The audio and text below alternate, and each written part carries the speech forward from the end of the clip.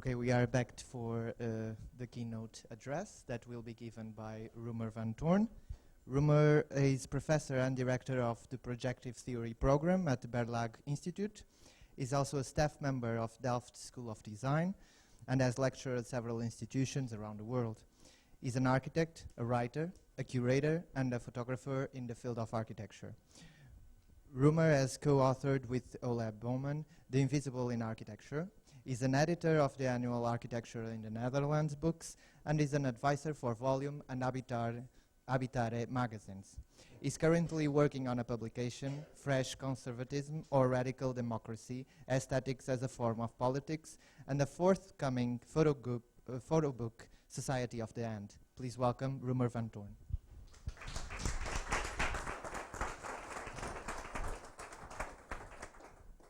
Thank you very much.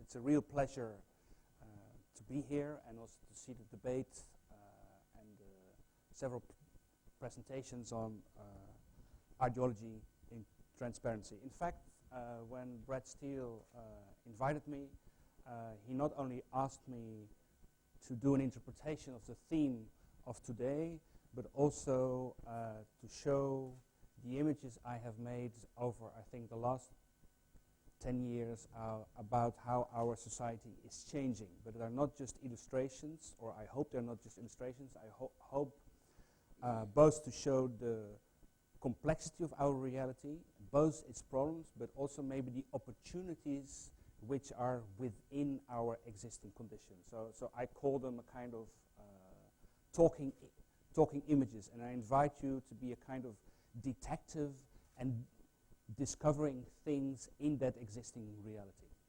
So I try also to have a kind of absorptive quality within the images which invites you to see instead of just see the illustration. And maybe once and then when I read you don't follow me or whatever, what you say you don't agree, but I still hope that maybe the images itself tell the story in another manner than the words are itself doing. Originally I thought, and that's also still in the title, is that not only to talk about learning from free indirect discourse, but also to talk, and in a way I was thinking when the debate was in the afternoon, in a way to give an answer of what could be the alternative, or how we could work in our contemporary practice and what kind of definition of politics we could apply. I think, I'm afraid, but I will refer to that, is that I have to be rather short at the end about the alternative. So we will see how time goes, but then I will just mention a few points about that. So it's more about learning from free indirect discourse and what kind of risks that also entails.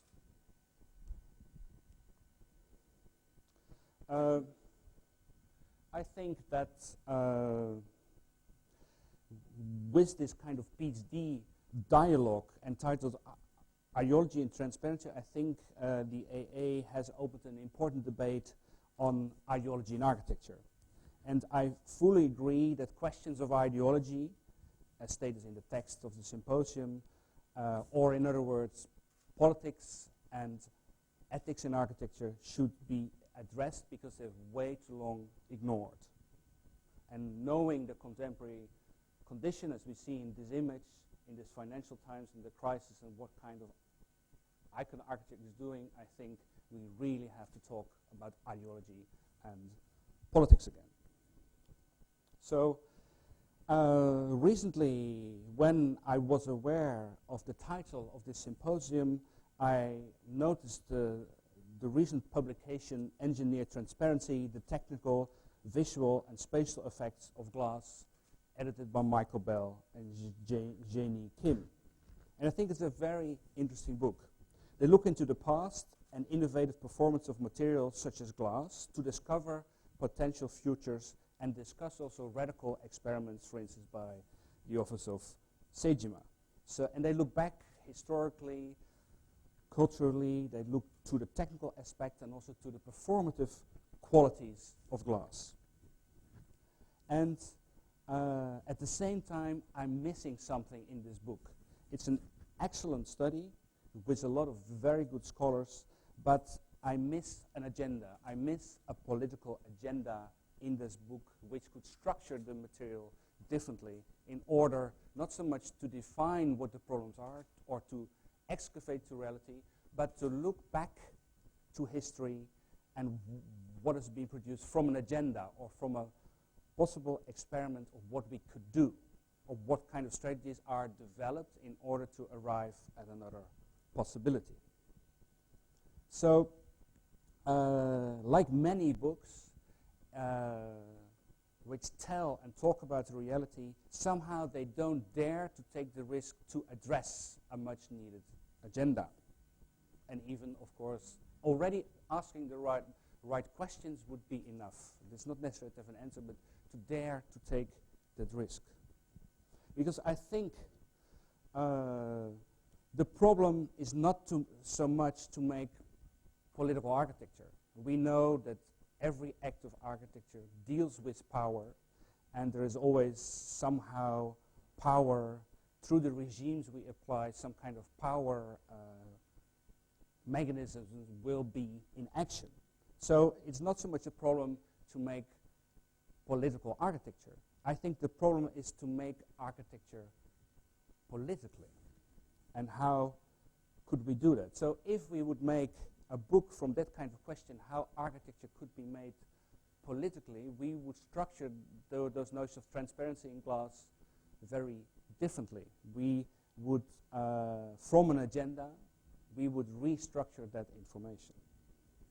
So what I like about the recent publications of the AA is not only that they excavate reality, like for instance in this series about the anti-object, or words in fact, is that from a position, an architecture with a conviction and a certain approach starts to read the history of architecture and includes even doubts, but still with a very clear agenda. So in a way he exposes himself to what he stands for, what even his doubts are, and what could be done.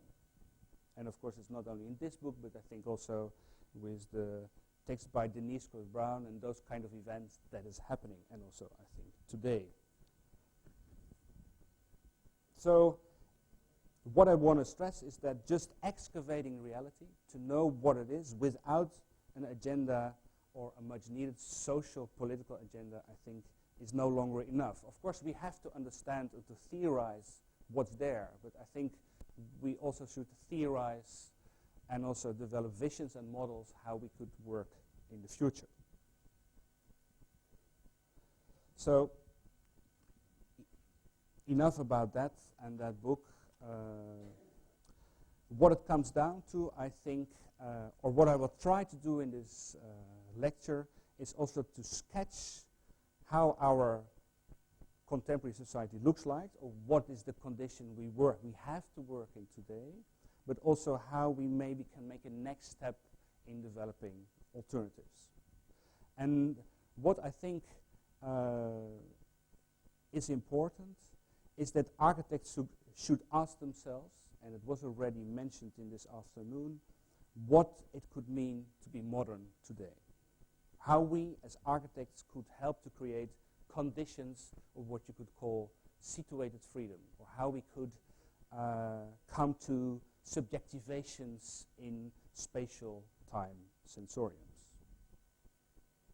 So as architecture we have to face the current condition of a further worldly urbanization. And this is a kind of very complex, paradoxical moment of modernization. And what we see in a lot of architecture out there, like new urbanism, etc., but we also have it in the Netherlands. Perhaps you only see a kind of modern or super Dutch architecture of the Netherlands, but in fact what is being built by Rob Krier, for instance, and Natalini, as we see here in Haverlei, is a kind of architecture, kind of neo-historical architecture. And what they did, instead of having a sprawl of 1,000 houses, like endlessly, a kind of suburbanization, they said, we push all the houses together in a kind of islands, and we create villages and castles, and in between we will win the landscape, and that landscape we will give back, or we will use for golfing. And this approach in the Netherlands is much more successful than the one you know from Super Dutch architecture. Rob Krier has more work than ever, and only in the Netherlands. So in a way, we live a paradoxical moment of modernization, which is on many levels driven by nostalgia. But that's not a nostalgia which goes back to the past, where you really would try to recreate, although it's impossible, a past. But it is like what Frederick Jameson called a nostalgia of the future. Because what we build is not, of course, the past. It's very much something about our contemporary society at the same time. So,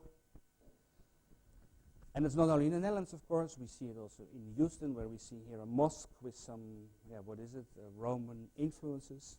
So, somehow we are also very much disinterested in the past, in our true history. So, nostalgia means today that we are living permanently in a form of denial, the power of the now. While what we have to face today is the essential operation necessary, I think, what it means to be modern in this condition and the further modernization of our society through technology. So, on the other hand, as we see here in Singapore, and in the back we see the kind of high modernism of bureaucracy, and in the front the kind of contemporary individualized modernization, but that's beside the point.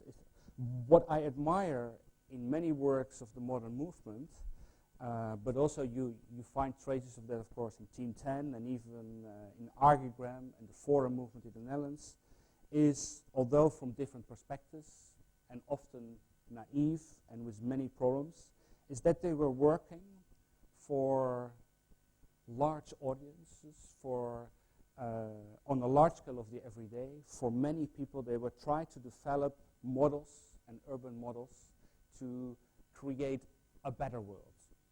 So I still agree with Jürgen Habermas that the project of modernity is an unfinished project. It is a project we have to work on. Of course, it is not an easy project, but especially now we are facing the crisis, the falling apart of the neoliberal system, of once we thought history had ended. Of course, it didn't end, but somehow I think we need to rethink also the ideology and the idea of transparency, or ideas how to create liberation or subjectivation in our contemporary society. Just to remember, of course, Walter Benjamin, and he was mentioned before today, also hoped that a better future would be possible to be created. And it was that when Scheerbert and Bruno Taut's glasshouse was built, he saw a chance in that technique to open up society, to create a better society. And he said, to live in a glass house is a revolutionary virtue par excellence, an intoxication, a moral exhibitionism that we badly need to arrive at an open society. But we also know that was partly a misreading. We know now that the transparent environment, interpreted as a necessary training ground for life in a modern society, predicated on the Enlightenment values of democracy, openness, equality, freedom, turned out to be a problematic condition. Not only did it bring the air-conditioned nightmare, what we especially know from the 60s and 70s, but transparency, or the see-through house, like the X-ray, allowed us to screen people, to control them by our gazes, like the X-ray scans the body of tuberculosis. In this context, the glass house symbolizes both a new form of surveillance and the one of good health. As Edith Farnworth said about her house designed by Mies van der Rohe, and I quote her, and this is not an image from me, I still have to see it in real. I don't keep a garbage can under my sink. Do you know why? Because you can see the whole kitchen from the road on the way in here. and the can would spoil the appearance of the whole house. Mies talks about free space, but his space is very fixed. I can't even put a clothes hanger in my house without considering how it affects everything from the outside. Any arrangement of furniture becomes a major problem because the house is transparent like an X-ray. In short, learning from complexity as experienced in everyday life has no place in the transparent spaces of the modern movement. That idea of neutrality, this hygienic biopolitical idea, should be challenged, I think. But the idea to try to situate freedom for people and the individual, I think, is not an outdated agenda. So the question is, so what should we do? And not an easy question, but what I will do is three things in this talk. And here it comes. First of all, and that also related to the question of Brett, to see some more of the images of my photo book, I will give you a fast look in what I call the society of the end, or how there is a bewildering interdependence in our times of all kinds of things together. What is that condition we are in, we cannot deny. Another aspect, as was in the title, I think we can learn from a certain concept which is called the free indirect discourse, which Gilles Deleuze and Pasolini, for instance, were referring to in film. It has qualities, it also has problems, but we come back to that later. In fact, what it produces is what also Bruno Latour and Michel Serres call quasi-objects. So once we work in the current condition, and in fact better understand the complexity of that condition, we somehow, as many architects do, make quasi-objects. We have to read the object in a different manner. And there are two kinds of them, and I will tell you what those two are. So, something about the first part, this society of the end. Maybe you recognize it. Once here was the wall in Berlin, but now, of course, it's a continuous space, checkpoint Charlie. So, not only did we learn through the negative outcry of Tafuri that all architecture with ideological intentions for change ends up being complicit, and through that, as I just have mentioned before, with its ideology in transparency failed to liberate society, something else happened too. Modernization as such continued to revolutionize itself in almost every domain of life. And not so much by proclaiming another ideology, of course it is a new centrality, but by being pragmatic in its technical and economical approach. So it was a non-declared ideology, and it gained success by its Unübersichtlichkeit, by its chaos. That's its technique to be successful. And that is what I call the society of the end.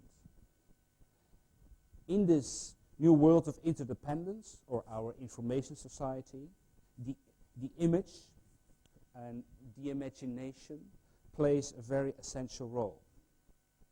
A lot of critics, and we can mention a lot like Paul Ferrillo, Baudrillard, but also in architecture like Frampton, for instance, they especially, and in many aspects they are right, but what they do in their action is that in a way they shy away from the image. They shy away from this contemporary culture, or what you could say in a way they voluntarily blindfold themselves from the world around them. And they, I also think, misunderstand what the qualities of the images are, or what kind of other spectacles and imaginaries you can produce different than the ones from the market. So, polemically, I think you can state that their negative approach, and I understand it because they are disenchanted of what happened to the modern promise in a way, that they are simply surpassed by what happened in our contemporary society. Somehow already what really happened and occurred has proven them wrong, in a sense, how to change it. So I think they way too much withdraw from the current condition than trying to step into it. So in a way, they only create a kind of elite architecture which no longer addresses the masses or tries to communicate with or even to define what is and could be the popular. And what is interesting, that Walter Benjamin somehow already understood that criticism must change, and that the model for this change, as he says, could be the advertisement. And we know, of course, his reading and his enthusiasm about film. Simply anything that creates a perceived contact with things, like advertising, or in other words, the space of the street, as we know from the arcade project, and the cinematic spectacle, this new approach of critique must touch and fascinate readers, because they are touched by it, blown away by it, or simply, as he says, warmed by the subject. People desire it. So it's highly problematic, as we see here on Times Square, but it's also very powerful. So I think we should take it serious, and because the people are warmed by it, so we better use it, I think. In a more theoretical sense, Benjamin tells us that the new approach, like advertising, should affect the reader with visceral projections of fragmented intensity which circumvent any form of contemplation. This intensity is something like a burst of energy which affects the very life of the subject. Let's look into some of these bursts of energies, is what I call the society of the end. What is happening is that the dialectic logic of objectivity versus subjectivity, of the near versus the far, or fact versus value, or the city versus the countryside, ensured that we could not understand reality as being both real and virtual, heterogeneous and homogeneous, dystopian and utopian, non-human and human. So the new paradigm of power in the society of the end rules through differential hierarchies of hybrid and fragmented subjectivities. As we see here in Umbria, and I often explain these images that maybe the Roman Catholic cross here in Umbria, standing on top of the hill, stands for what Ulrich Beck calls our first modernity, our industrial society. The cross, or its architecture and its tectonic, is still symbolizing religion. So the architecture has a symbolic function. Maybe at the same time we already experience the alienation through technology in the structure itself, as Heidegger said. But on the other hand, we see a new technique of what Ulrich Beck calls the second modernity, where even architecture has no symbolic form as such. It are the multinationals and the mobile phones, etc., which endlessly can plug in on this container, and also the control over the environment and the landscape is no longer from the military fortress, which is physically on the place, but happens to this endless connections, and in fact the infrastructure of architecture allows the control and the working of the society. And at the same time we see the second modernity and first modernity still together. And in a lot of underdeveloped countries we see even the zero modernity still there. So there are very complex relations between the zero, first and second modernity, and which one is more dominant. But what it shows, I think, and we not only see that here, is that what we now have is that life, and in the past style was different, but now we have lifestyle. In the past we had reality and we had TV. Now we have reality TV. We had the world and we had music. Now we have world music. We had the museum and we had the store. Now we have the museum store. It's a little bit of a joke, but I think you get my drift. All kinds of things have to be understood in their linkages and not what it is on its own. So in the society of the end, we come across something which we could call the suburbanization of imagination. The experiential landscape has become a synthetic, fabricated nature. Our perception, the way we look and experience the world of objects has changed. And here we see the opening of the Soprano series. The way we look and experience the world of objects has changed, not only through the way we produce more complex objects and surfaces through digital techniques, but simply by driving our car. seeing how the world passes with music on our iPods through a jump-cut suburbanism, or what Lars Lerup calls an ABC suburbia, or our travels through the world as tourists, or when we travel on internet, not the spectacularization of reality, which really, if we like it or not, is changing our daily imagination. So, in short, through migration, the one of the media, the one of images, the one of discourses, of words and travel, our perception of reality, as well how we construct reality, has dramatically changed. Imaginations informed by suburban experience are very recent addition to our culture life, maybe of the last 50 years. But the fact is that today a large amount of the population worldwide is raised in these suburban-like conditions, both the poor and the rich. And that starts to have a significant impact on the direction of our culture.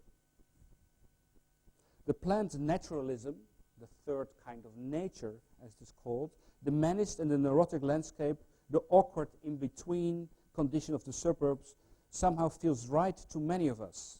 Things that are two or three things at once, that are resolutely calmly, weirdly impure to us, these places feel also like home. We are drawn to them and we even create them.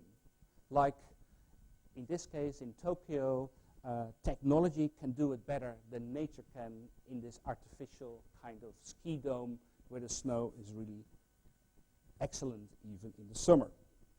So the distinction between city and country blurs to such imaginations that the classical distinction between the context of architecture and the context of entertainment feels less than accurate, because its purity fails to correspond with the hybrid landscape we experience.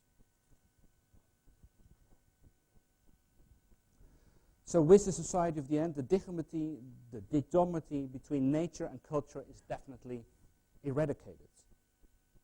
And we escape, but it will be a longer story, from the cave described by Plato in the Republic.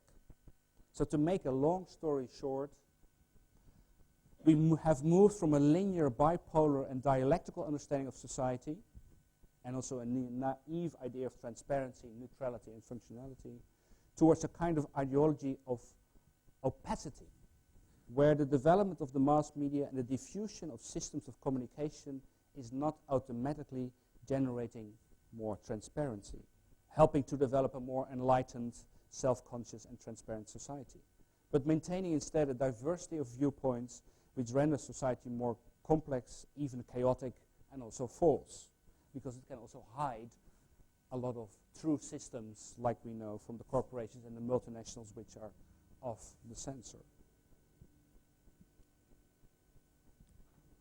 So there are opportunities and problems in this condition. So what would be an answer to deal with this condition?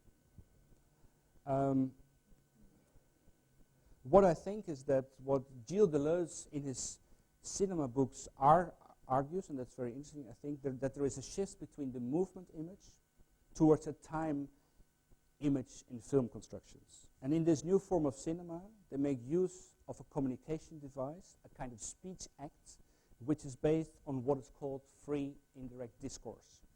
And this kind of style, although I don't like the word style, is not just about flux and ambiguity, but has a very specific character of opening in its movement what the true values are of the author, of the actor, and somehow invites you, the beholder, to take part in that. So there are a kind of maybe constructions of doubts, which at the same time have a very specific directionality.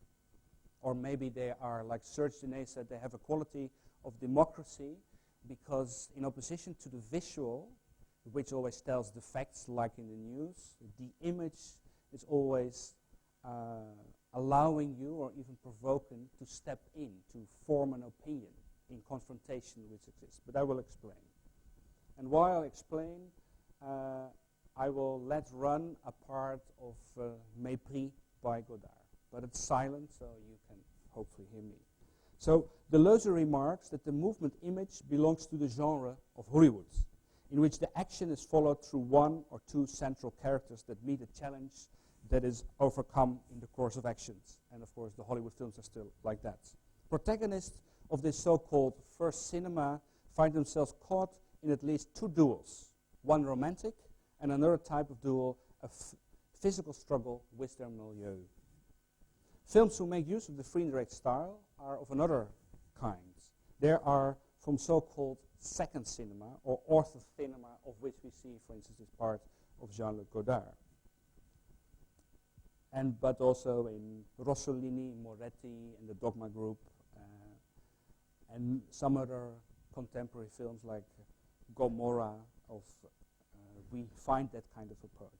In second cinema, there's more attention to the socially less fortunate, but the stories are also universal, talking about the human condition in general. The seamless montage of the action image has become what Godard calls a montage of the long take and deep staging. And it provides irrational cuts at the same time. This type of cinema is broadly characterized by Deleuze as a modern cinema of time image. For both Deleuze and filmmaker Godard, cinema is a battlefield. That battlefield, however, is not one where is played out a dialectic resulting into a triumph process of reason, as with the modern movement and, for instance, also in Eisenstein. There's what Deleuze calls the dust of battle. A film is like a battleground: love, hate, action, violence, death. For Deleuze, Godard, by providing his films with so many reflexive types, Godard keeps cinema on the battlefield as event and not as an essence. The result is not therefore the proud line anchoring the plane of the transcendent, but rather the broken line, a zigzag line, which brings together the author, his character, and the world, and that which passes between them. So, let me see if we go further. So, to mention 3 points of what this free indirect style should produce is, or develops a kind of relations that the obliteration of the whole or the totalization of images should be avoided in favor of an outside which is inserted between them.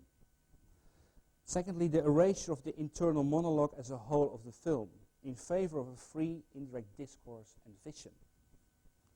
And there is the erasure of unity of man and the world in favor of a break, which now leaves us with only a belief in the possibility that we could make a world, that we constantly should try it and investigate in the possibility of a world. I forgot to... This is very unfortunate, but I hope you could...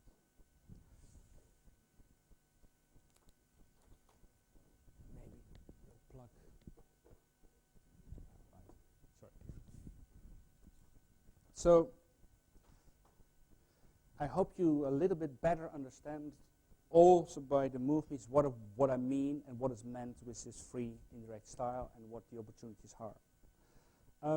I think that several contemporary practices in architecture, but also in design, make use of this, even unconsciously, of this notion of the free indirect style. And what they produce, I think, are what I mentioned in the beginning, I will talk about, is a kind of quasi-object. And to explain it in a simple and fast way, is that in the past we were thinking about objects from 2 points of view, either the hard or the soft approach. And what you could say is that the soft approach was the social sciences, like sociology, etc., etc. They very much were interested, and I should show another image, they were very much interested in the projections of ideas on the object, but they were not studying the materiality, even the, let's call the technical materiality and even the phenomenological materiality of those things. They were interested in the projections, the representations even of those objects. That are the soft sciences. In the hard sciences, they were less interested in the projections of it, but very much interested in how it, as factual thing, is working and how it could work, how the building could stand up. And what we did in our first modernity is that we divided reality really in two parts, and I think it was also very functional. But I think in our society of the end, that division in soft and hard sciences, I think no longer is operational. Even if we try to do it, I think it no longer allows it really to be operative in this condition. So in a way, we have to come to another understanding of the object, which Latour and Serres call the quasi-object. So to show you some examples of what that means, a very simple example, and maybe you know this from the Netherlands, is called droog design or dry design.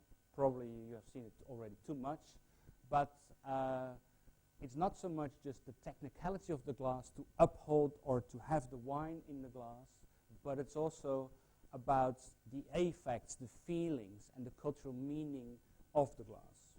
So when you make an object, it's not only that you have to look from the technical side or even the projections on it, but you also have to take account what it does more than that two approaches of the technical and maybe the cultural projection. It does more when we start to use it in everyday life. So in fact, we should less look what is the definition of the thing, but very much we start to understand that agency, what kind of relations it allows us to establish are important. And of course, as designer, then you can play with that you can turn two wine glasses upside down. You put a mechanism in between so that it can, when you press the doorbell, it will ring, but it's like saying cheers at home. So you can play with that kind of concept, and a lot of Dutch designers are very good at it. Another example, maybe you've recently seen it, and I'm not going to show it, is a project by OME, by Koolhaas, where they made a kind of transformer, a kind of building which could be turned around and has all kinds of platforms for theater and for cinema, and it constantly adapts itself depending on the program. So again, you see here another approach of what an object should do, and I think it's even learning from the design world, or even from gizmos, I would say, what architecture could do in order to relate to the public and the programming of life. Another example is this project by Think Tank in Caracas, where they made a kind of social condensers where they combine sport with all kinds of activities within the favelas. So the programming of relations is essential to understand these kind of projects. It's all kind of intermixed. So this is the condition we are in. We really can't go back to making things of stone and just of wood. Even if we make them, I think they will have a totally different function and reading by the public than it had in the past. So I think it's unavoidable to think in relational terms and understand even the most autonomous form in this kind of quasi-criteria. And that also, now for instance, here we see the role of the iPod. Greg Lynn, I think, is also an example. So many designers, even from different ideologies, already start to use this kind of quasi-object approach. And that's something very different from Venturi and Scott Brown, where there is still the effort to represent all kinds of values of contemporary society. It's more that we see also in the practice of Koolhaas again that we move from a kind of icons, we move to an architecture of graphic design or buildings becoming logos. But even in this case, the intention is that it's very difficult to grasp it in one strike, but constantly when you see the building from different perspectives, you have to rethink or to readapt to what this form is telling. So again, the agency of the form is more important than the blunt representation of it. Well, that being said, is not that I'm just an advocator, that if you make quasi-objects and you work in a society of the end, you're already doing a good job. Of course, maybe you're a good job, maybe you're earning money very well, but is there already this much needed notion of an effort of situated freedom there? I think in many cases, in fact, that's not the case. And also there, I have to criticize Gilles Deleuze, but just to explain you a little bit about what Gilles Deleuze, or why he was interested in that free indirect discourse. Because what he was looking at, maybe just like Benjamin at his times, is to abhor any form of totalitarianism. So, according to Deleuze, the human mind and body may not be terrorized in any way by institutional systems. He opts for open systems that are preferably in motion, experiments without preconceived forms or norms. Any form of indoctrination, control, or silencing had to be prevented. And it's of no coincidence that he is a child of the 60s. So the dialectical logic of progress through opposition, typical of the modern movement, which eliminated the past with his idea of the tabula rasa, is not his thing either. Linear processes holding out the promise of a definitive and pure truth have to be avoided, because they all lead, after all, to a kind of totalitarianism, he says.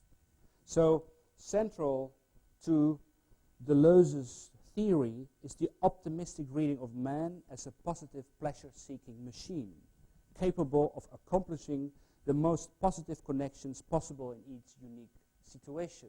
So here we come across something very strange, is that the description of the society of the end falls together with maybe a progressive idea of what the end could be. So what Deleuze is looking for in his idea is an appeal for active participation, a constant process of becoming without any form of discipline. The aim of Deleuze is to liberate the immanent force of becoming from its self-enslavement to the order of being. Man must be a producer of unpredictable creations, full of differences, intensities, and permanent interaction, all the while embracing the reality of virtuality of being. Well, as Michel Foucault remarked, and we don't know if it's meant cynical, but maybe our century has indeed become Deleuzian. And various critiques of the work of Deleuze make mention of the fact that celebrating infinite differences does not guarantee liberation. Contemporary capitalism, namely, has also bid farewell to totalizing standardization. Digital capitalism even has, as I said, become Deleuzian. The carnival-like quality of daily life now ensures high profits through the permanent revolution of its own order, as we see here. I think it was the Italian Vogue, where they play on Guantanamo Bay and at the same time promote new fashion styles. So instead of differentiating between what is or is not important, we are saddled with a plurality of lifestyles coexisting happily and comfortably. In embracing heterogeneity and the infinite relations that an intelligent system can generate, afraid of choosing a wrong direction, as modernism, communism, and Maoism did at the time, fewer and fewer designers are considered to be progressive, are daring to put one particular antagonism or guiding alternative above another. So there is a danger that searching for difference or inciting the unpredictable is made to an absolute, with the potentiality of difference being interpreted as a fetish. So, and I think this critique also applies to the work of Deleuze. But I think it also is applicable to that of many contemporary architecture, art, and film, like, for instance, I just showed Droog Design or Greg Lynn. They too run the risk of producing nothing but advanced entertainment, precisely because they do not declare themselves openly for or against anything, except that they want to be self-organizing and interactive, or, as Michael Speaks called it, of intelligent design. becoming a kind of managers. The dilemma is that the once so progressive potential of the rhizome, the idea of heterogeneity in contrast to what Deleuze and others were hoping, does not just set people free in late capitalism, but makes them actually very dependent on the economical correct rhizomatic system full of those quasi-objects. And this image I show, in fact, it doesn't totally fit to what I say, but what is very interesting, we see that at the time Martin Luther King had a dream, a collective dream. And somehow his son is now working for Apple. And maybe instead of stressing again individualization, maybe we have to work on much more de-individualization and think again about what that collective notion of generating a people could be. So somehow we have lost a political agenda or a definition of what politics could be in our current condition. And I always, a simple way to put it together, and here we see this work by MVDV where they represent the Netherlands. I think what we come across is that in fact there are some quasi-objects being produced which I call fresh conservatism, or in other words, they are revolutionary conservative. So they step in our society of the end. To a certain extent, there is even a kind of free indirect style, but at the same time, they're very conservative. And what you see, for instance, in the image of the woman, who is a Japanese woman, quite Westernly dressed, so it's even high and low culture, it's pornographic, and she's reading a book on the Bauhaus in Japanese. And so all kinds of things are intertwined and interdependent, and all kinds of national coding of the Netherlands, windmills, the tubes, etc. are there. And the problem is that in the end it's still a cliche. So the combination is cool, is fresh, is provocative, is subversive, but at the same time they almost generate a kind of dynamic conventions, a dynamic conservatism. And of course what sexuality is, or what a woman is, or what a woman could be, is all not taken seriously. There's nothing really set free or opened in order to get rid of all the subjectivations the system and institutions are providing. There's no kind of situated freedom in these images, and that is what I call fresh conservatism. So, to tell you a little bit more about that kind of fresh conservatism where we see the free indirect style somehow present and those kind of quasi-objects. First of all, one example is that we see in a lot of work like Marx or content, but we see more books where they collect a lot of facts. And in fact, what they do, it is a catalog, it's a collection of everything. And it's low art, it's high art, there are critical reviews.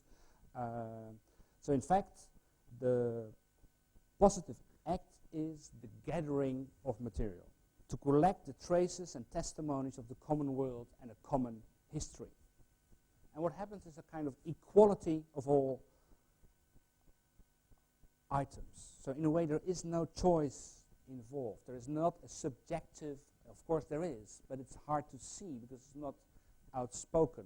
So for me, that is also, that equality of everything is also a kind of not enough, or a kind of fresh conservatism approach. Another thing is that we see that the joke or laughter is often used in the work. There are surprising combinations, like for instance on the right we see from Philips a zapper for the World Cup. And while you open your bottle of beer, you can also zap to the right channel, and even it's green, so it mimics a kind of ecological approach. We see NL architects combining a bar with a basketball field, etc., etc. So it's very witty.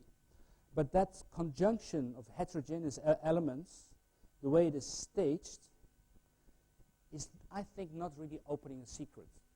It's not a kind of joke or laughter which reveals or makes the invisible transparent, to enter in a debate or to have a war of positions in the work. Somehow it's back brought to a dialectical game without the need to a certain directionality. Another example is that we see in a lot of work what you could call the invitation. So it's all about interactivity. As long as it's a kind of process, we see it also in parametric design, as long as it's dynamic and it's moving, it is already a good work. So just being relational, I think, is not enough. And here we see an example. It's in fact a modern gate for a city in the Netherlands, designed by Lars Spijbroek, probably you know it. And the idea is that people vote on internet every day, and that they're only the inhabitants of the village, and they can vote between love, hate, and some other aspects, and depending on their mood, the tower will have another color. So it's interactive, but at the same time, yeah, love, hate, etc., I think they are quite conservative and empty vessels to address what a city is about. It's still this kind of wish for identity, and I think looking for a kind of minimal identities, I think, is highly problematic. It's better to question them. Another example, the last in this, what fresh conservatism stands for, is the mystery. I think Herzog and Moreau are really amazing in their facades to generate a certain mystery. It's very attractive. It's very powerful, and it would be nice to have those skills. But this mystery or this mysticism is not, although it's strange and familiar and strange at the same time, it's not activating something out of architecture. It's not activating a program. It's not even in relation to the museum in the Schaulager really developing another notion of the museum, which is maybe so very necessary in our world of touristic fairs and the museum by being a temple, etc., etc. It's not investigating in that. It's not a mystery which does that. And that we also find in, for instance, the Frank Gehry work, I think in New York City. Again, very intriguing work, the way it works with glass and transparencies put on top of each other. It is a mystery, and also in the Toledo Museum by Sana, very interesting how all kinds of realities through glass overlap. But what I miss is the agenda, or what it could liberate, or what kind of situated freedom there is. Perhaps there is, but they don't even talk about it. They don't even address it. They just leave it to us, or even, in fact, they don't even know what, once the people take the building in use, what it produces. They don't test that. They don't talk about that. So it is a mystery, and mysticism is very interesting, but for what is it applied? So then the question is, what else? So once you say, so just embracing the conventions in a cool or fresh manner is not enough. So we have to work in this condition, I think, is my belief, because we have to communicate to society at large, otherwise we withdraw in the margin or the museum, so we have to face it. So the society of the end is our work field, and it has potentials precisely because it is ambiguous. But as I showed, hopefully it has many risks. On the other hand, I think we should create quasi-objects, and we should make use of the free indirect style, but I think we should also be very careful of what the definition, or how we use the tool or the concept of free indirect style, of this kind of dialogical, to put it simply, kind of formations we could make in space. So, to show you an example where there is much more, it's not yet providing an alternative, I think Lars von Trier in the end is always very negative. It's the abyss of reality, the impossibility of the reality, so it's negative. I'm not in favor of that, and I think architecture should always try and can only make the world a better place. But what is very interesting, there is a kind of transparency which is not literal, but what it does, it uses a kind of estrangement, like you have this village, but the village, of course, is drawn by chalk on a blackboard, and only the very essential architectural pieces are made present. So what is interesting, it's not sentimental. There is an estrangement, there is a distanciation, there is a kind of autonomy of the expression in that film, but exactly precisely by that, by a certain violence, you could say, a certain dissensus in the project, so you feel uncomfortable, and that uncomfortability exactly allows you to step in, to really start to understand how a village already works or in almost a floor plan. So there is what you could say, and also after Jacques Rancière, there is the use of dissensus. So it's not the police who orders everything so that things don't spin at control and become normal as quick as possible, but the idea is that you have a kind of politics in its spatial arrangement which somehow is able to question the things. So you're confronted with things in order to open them or to start to see what they really do and to relate to that. So a certain friction or dissensus has to be even in the aesthetic language to open it up.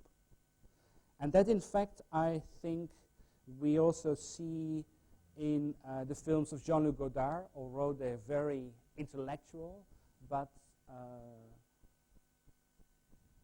before I talk, show another image.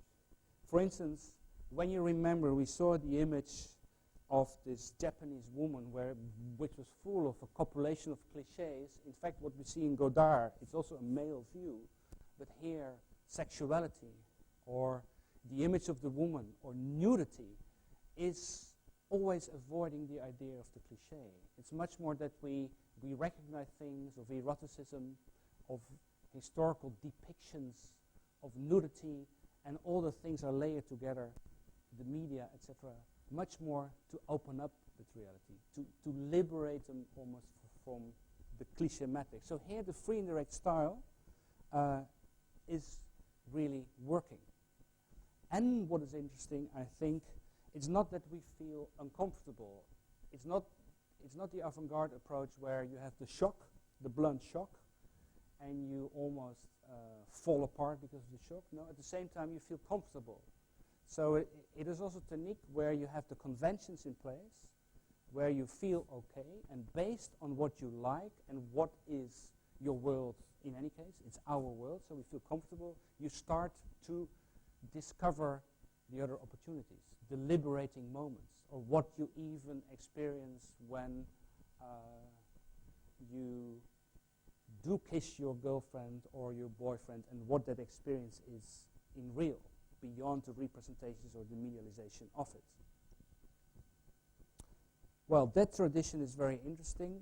Of course, architecture is something else, but what I'm very interested in, how that kind of mentality we find in film and literature, which I think they produce a kind of quasi-objects which are about the linkages and the plot and the story. Once we know that approach, can we find architectural examples which work from that same kind of mentality? And I think that also, maybe not so much aware of it, or maybe is aware of it and not willing to speak about it, but I think also, for instance, in the work of Koolhaas, as we see here, in Porto, and he's coming from film, we see that same kind of approach. And what also happens is that, I don't know if I have a second image, no, is that in the work of Koolhaas, it's not just playing on the contradictions of different realities. I think that also he tries to make a counter public space, because in the public space of the shopping mall and in the city, everything is controlled. There's no longer a possibility to generate liberating moments, to open it up by making it transparent and an alternative. So I think he generates here a kind of counter public space, another kind of public space in a public building, in order to try to once you cannot do it outside, to incorporate it inside the building. And that's not something new, of course. We find that also in Sharon. You could rewrite history, I think, from that kind of concept, which is much more familiar in film and literature.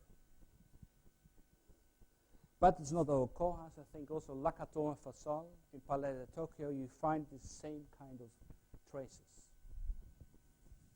And in fact, there are a lot of works, and I could do another lecture on an atlas of examples on the different scales levels from the detail to.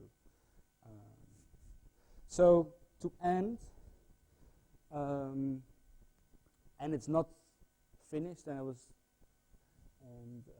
I didn't really step into what politics and architecture really is about in detail, but I hope you get the idea. Is also, besides working with the free indirect style, the quasi-object and our society at the end, like I try in my images, I not only try to show reality, but also that within this reality, although it's problematic, there are maybe chances to tap in as a designer, or even when you are looking in the images, you start to understand there is an other reality possible too. But what I also think important, and that we see, for instance, in Kohlhaas' Kunsthal, is also to know, and it's also polemically helpful, who is the enemy. So, for instance, what I like about the Kunsthal is that there is a very specific idea of what a museum should be in our contemporary society today. That's not a new idea, but that's in fact an idea which comes back, for instance, from Willem Sandberg from the Stedelijk Museum in the 60s, that the museum should relate to the city and should not be an isolated cube, a white cube, but in fact should become a public space. So there is an awareness, or maybe there are realized utopias in the past which you can tap on in order to counter the problematic developments in our contemporary society. So I think, although there are open systems, which Kohlhaas makes, he also knows what he is against about, or what he is fighting against about. He picks up traces of the past, of examples which try to experiment, even modern experiments, of what the role of the museum as a public institution could be. Of course, this is a subjective choice, but I think you have to make those choices, and even those choices can be attacked. Like the tree in the Kunsthal, probably you remember that wooden tree standing there. A lot of curators who love the white cube suddenly find this tree, this small derive in the existing space, which is uncomfortable.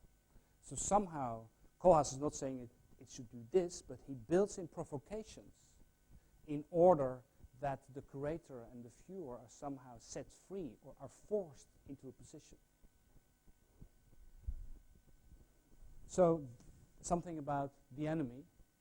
I already mentioned that it's not so difficult to make political architecture. There's always power involved, and you always generate a certain truth, and that truth is constantly changing. But I think it's much more how you could make architecture politically, like I just explained of the Kunsthal exhibition. I think you should also, or would be helpful, that the building you make, or the space in fact you make, is never finished, it's never complete. There's a certain unfinishedness. And that unfinishedness, or stuttering of the system, allows you as a viewer or a user to step in or to relate to it. Like this funny trunk in the Kunsthal. It's, for instance, with what I like about the CCTV, although there are a lot of problems with it, but somehow I understand the experiment, and maybe it fails. But there is an effort in a world of a wish for icon buildings, from municipalities and institutions. There is the wish for an icon. So once as an architect you step in that competition, of course you can say no, but it's very interesting. Maybe you could make not an icon, or find in negotiation with that through the relative autonomy of your form. Maybe you could make a form which is never fixed, which tries to avoid a kind of representation and propaganda of the institute. So maybe it fails, maybe it will work, I haven't seen it, but that you could do by a certain inconsumability of the form. So it's earlier foreign than that you can glue on the meaning. It's not that you just project something on the building, but it's constantly different. So a sociologist or who says the CCTV is just a bad building because it represents power, I think is not taking into account how architecture and that kind of form, because it's foreign, is actually working. So maybe it fails, but I think it's an interesting experiment from that kind of mentality. How you even on the surface could work. So there I recognize again that notion of the free indirect style. Now again, as I just said, it's not about representation. It's not only about contemplation of the world. I think more and more now we are facing the crisis of the world. I think we should still try to transform the world. And that also relates to, there's another aspect, sorry. Another aspect is that commodification and liberation can go together. And in one of the presentations of the Arcade project, of the shopping window, we already see that when Benjamin was walking through the Arcade project, of course it's full of commodifying devices, very advanced devices, but at the same time it provided for women, although bourgeois women, a certain notion of liberation in the shopping. So what I mean is that we should not just ignore commodification or the notion of the spectacle, but see how we could transform it, change it in order to, or to use it in order to have liberating effects. And also, I think often it's said it's either entertainment, like Hollywood, or it's educational. I think we can still educate ourselves and also the public while it's entertaining. So for instance, the jokes of droog design or fresh conservatism, they have no educational moments. They don't look to other opportunities. They are just entertainment. But I think you could combine that. And that's not something new. Bertolt Brecht already was researching that. And another aspect which relates to this image in our individualized society, I think we, as Michel Foucault said, maybe we should look into projects where we de-individualize, especially in this current condition, and that there is the need, and we see this need in the audience, in the public, even when they vote also for Obama, that there is a wish for the invention of a people and to have vehicles and forms and spaces to produce that, to do that. Oh yeah, one important point, and then I stop. So I think, and it's already in the other points now I'm talking about it, is that I think, and that's also with by deciding who is the enemy, that there should be a directionality, a direction once you work with that concept of the free indirect style. So like that there is this need to invent a people. And of course you have to rethink that in each particular situation anew, but without a direction, without a value added and a political stance, I think the free indirect style and the quasi-objects run the risk of fresh conservatism. Thank you very much.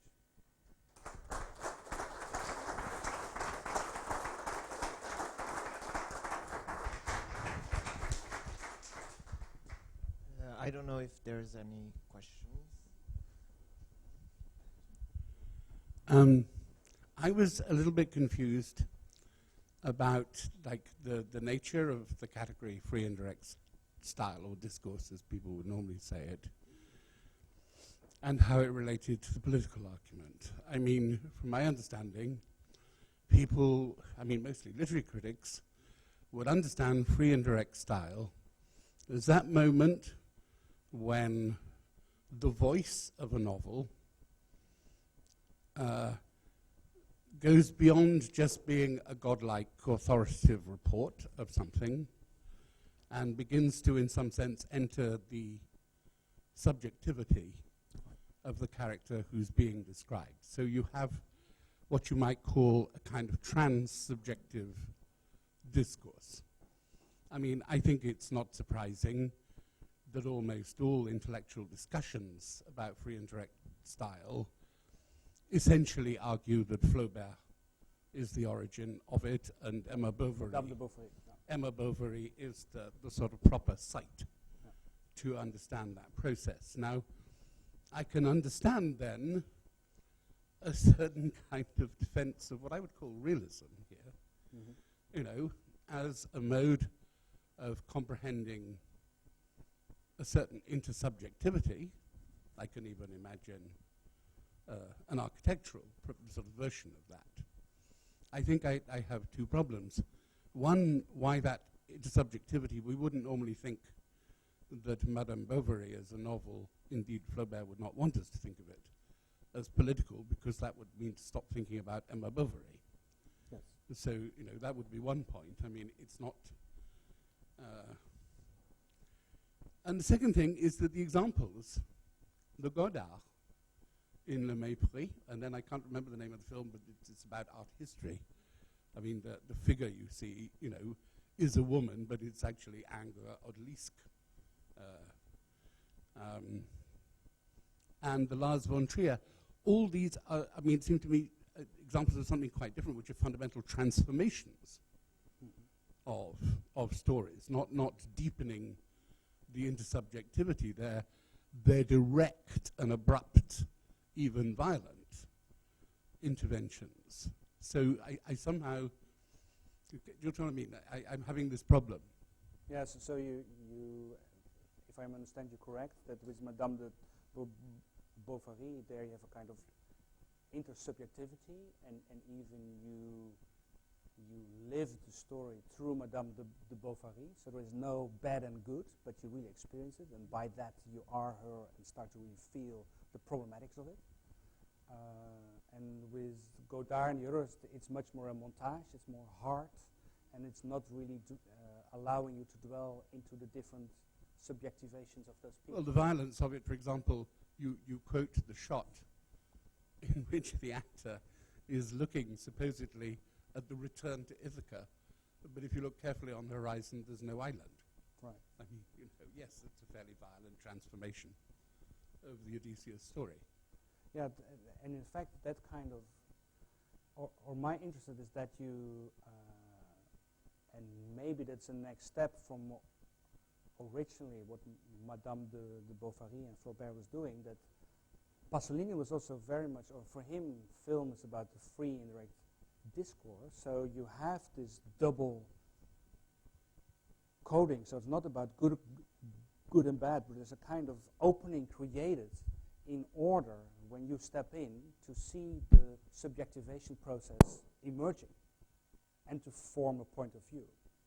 And I think, or my idea is that that approach, that confrontation's there, that allows a kind of situated freedoms to emerge where you, as a beholder, when you're in the story or in that kind of architecture, have to take a position.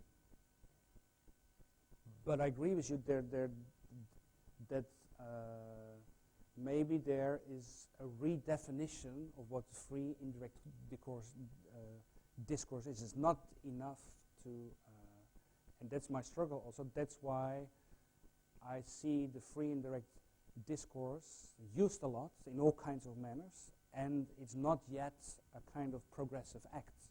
So you have to add a certain political agenda, I think, in it.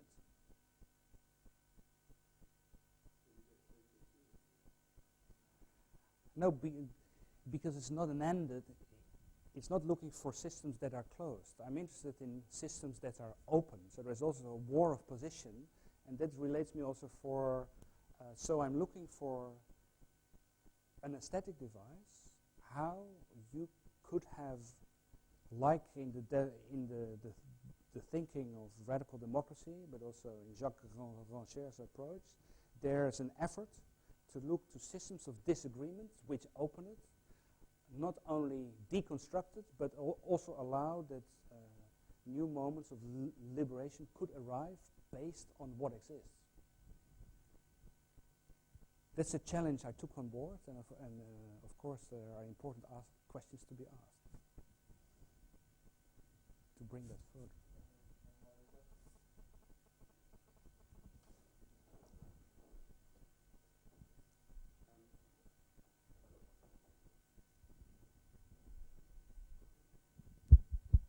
Hello? Yes, I thought very interesting your attempt, if I understand it, to not to shy away from the image or the visual, to be able to use it critically, and this idea of the quasi-object, this complex heterogeneous object. And I was trying to get the difference between the ones you thought were successful and the ones you thought were neoconservative. And I was wondering whether it was not something to do about program or something about this way the visual is always then blended with something else that is not so reliant on the visual. And I would say that's probably why, for me, the Kunsthalle works as a good Koolhaas building and other buildings don't. Yes, exactly. And that's where Venturi, Scott Brown fall down, you know, where Exactly. these other examples fall down, because it's about clashing two images together, Right. and it doesn't achieve any enhancement. Right. Is that right or wrong? Yeah. But I also think why the Kunsthalle is successful as an experiment, because like what Wallerstein says, or he talks about utopistics, is that you can learn from certain successful experiments. So for instance, with Shuttle, I haven't seen the building yet, but I see a lot of experiments of what Hans Scharoun was trying by creating a public space. And it's not only Koolhaas, it's also Wiel Arets trying to do that in Utrecht. So it's an open system, so you're always challenged in a friendly way to occupy the building. There is a kind of questionability in it, but it's not for the sake of having questions or diversity or pluralism. It also builds on certain notions, and which are related to the particular situation, is that we have to create public spaces, and we can mostly do that only now in public buildings, like in libraries, and that taps back into a certain history, a certain tradition of doing that. So I totally agree with the programming, but not this program of requirements, but how you interpret the program. A notion of publicness in these buildings comes with it. And if you don't do it, you get fresh conservatism, like most Dutch contemporary architecture is. Just a question. When you say that it's not only about the process of deconstruction or transformation, but within that process we should kind of create the possibility for moments of liberation. And at the end you added the directionality. Would not that bring us back, or the discussion back, to the question of ideology? Yes, yes.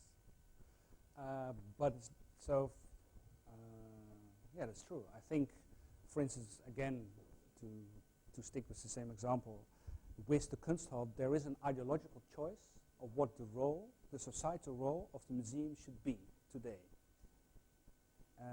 So it's very important. But it's not a kind of fixed statement or a representation of a fixed idea in a dogmatic manner. No, it's already questioning itself is part of the liberation. And that's a very difficult concept theoretically, but if you're in the building and the way it's used, you see it. So it's more a struggle how to put it in words. And I often also think that I have to go with the camera to catch that kind of quality in its use. So not the blue sky, etc., but really how the building in its use performs. But you're right.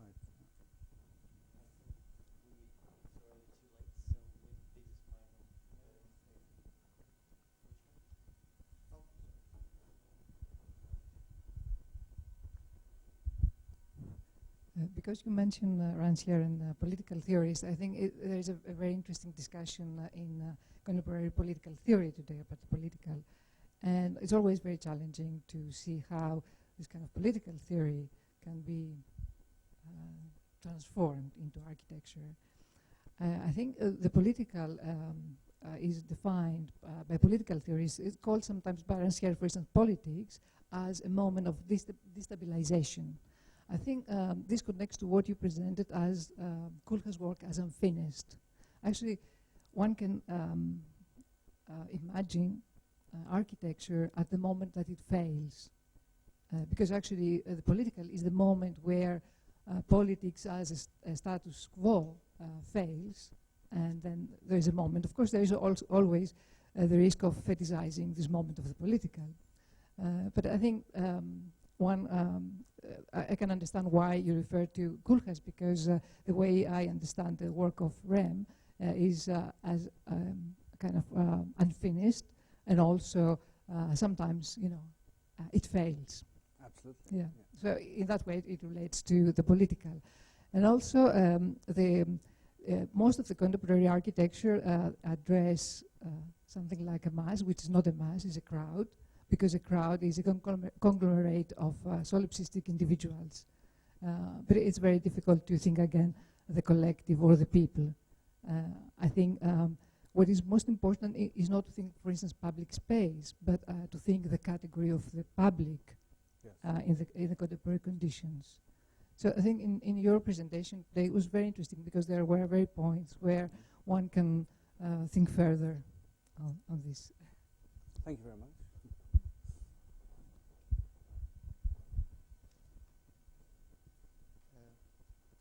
there are no other questions? No.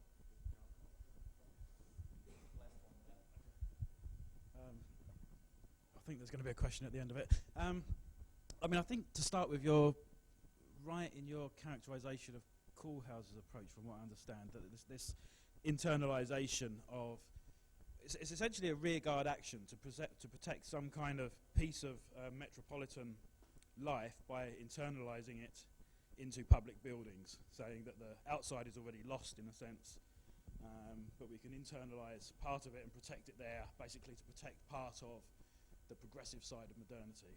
And I think he sort of said that's what he's trying to do and what he thinks he's doing in China and so on, sort of exporting a piece of the Enlightenment there inside these public buildings. Now, whether that's feasible or not, but that's certainly what he thinks he's doing in a progressive sense. But what I find worrying, in a sense, and I know that this is deliberate in some way, but in terms of all the work that you was able to show,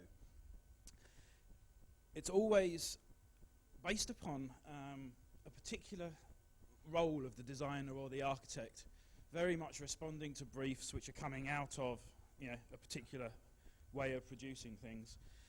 And it worries me that we think of this as the only way in which we can take control of public space again. Now, this might be the only way in which architects can take control whilst working professionally, yes. But we shouldn't confuse that with the only way that society can take control. True, totally true. And it worries me that we kind of don't make that clear enough to ourselves sometimes.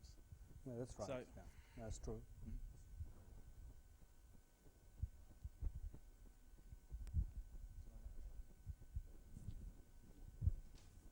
No questions?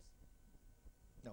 So I would just like to thank everyone for coming. Thank, first of all, Roemer van Toorn for the lovely keynote address, the moderators, Marina Lathori and Murray Fraser, all the presenters that presented throughout the day, and the institutions that are behind them, and to you, the audience. So see you next year for the next event. Thank you.